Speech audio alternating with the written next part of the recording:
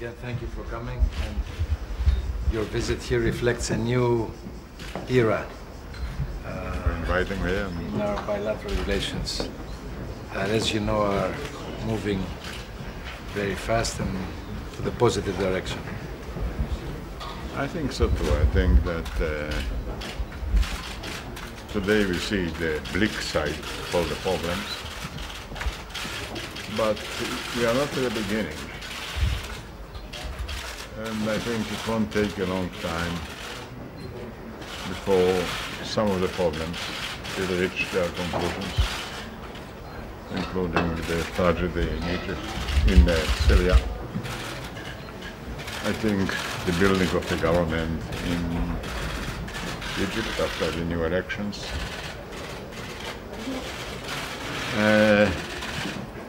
I think the young generation in the Middle East will finally win.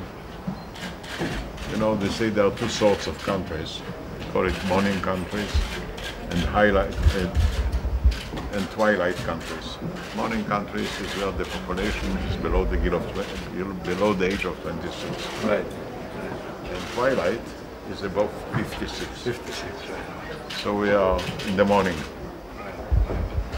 And I'm very glad that we are really opening a new chapter in our two countries.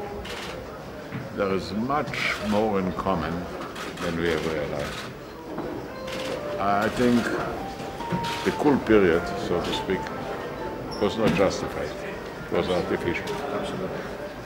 We are closer in nature, we are closer in geography, we are closer in spirit.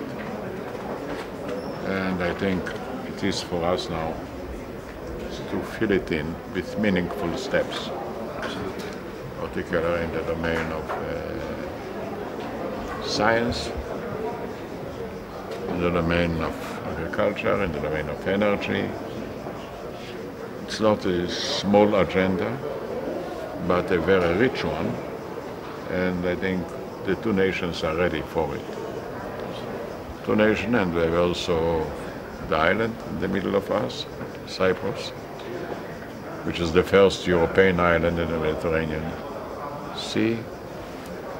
And I hope that the future extension of Europe will be vis-à-vis the Mediterranean, not just vis-à-vis the northern part of Europe.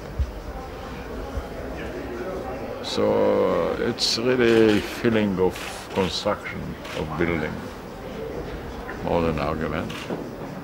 I think we can cooperate scientifically, and that can bring serious results in a relative short while. Thank you for bringing your Minister of Agriculture here with you. Yes. You know, the Israeli agriculture has yields which is between 5 and 10 times higher in any other country, without having water, without having land. It's an agriculture based on high tech.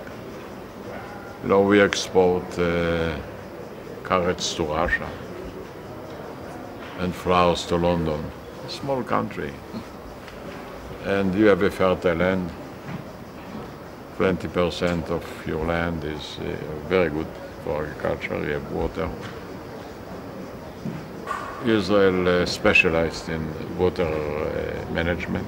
You had desert basically for land. Yeah, desert, yes. I mean, we have one river, Jordan, that had more history than water. We have two lakes, one dead, the other is dying.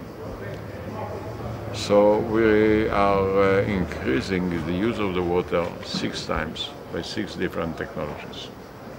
For 1 drop of water we make 6. By recycling, by new systems of irrigation, by saving evaporation, so water will not pass away, by introducing new vegetables and new trees that don't require so much water. And it works, it functions. And I think Greece, which really, because of the mountains, you have tourism, and because of the valleys, you can have agriculture. You can improve both of them. Absolutely. And I hope that this turbulence in the geostrategic aspect of the region will finally prove positive. We have to be optimistic, otherwise this will create a lot of discontent and problems in the region. If I were an Egyptian today, and even belonging to the Muslim Arabs, Egypt has the following problems. One of the branches in Egypt is tourism. It's either tourism or terrorism.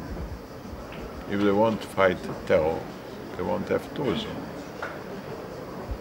It's not nice to say, but if they want to allow the ladies to come with the bath dress they like, they won't come. The other problem they have is the Nile. The population of Egypt has grown 5 times in 50 years. In 1918 there were 18 million people, today there are 87 million people. There were deficits of water of 10 billion cubic meters, tremendous. There are another 186 million people who depend upon the water of the Nile. And they wouldn't agree to the old distribution. Because the Ethiopians are saying, well, the Blue Nile is ours. The Sudanese are saying the White Nile is ours. They cannot reach a new agreement. What I think can be done is, instead of fighting for the distribution of the water of the Nile, you can double the product of water by the Nile.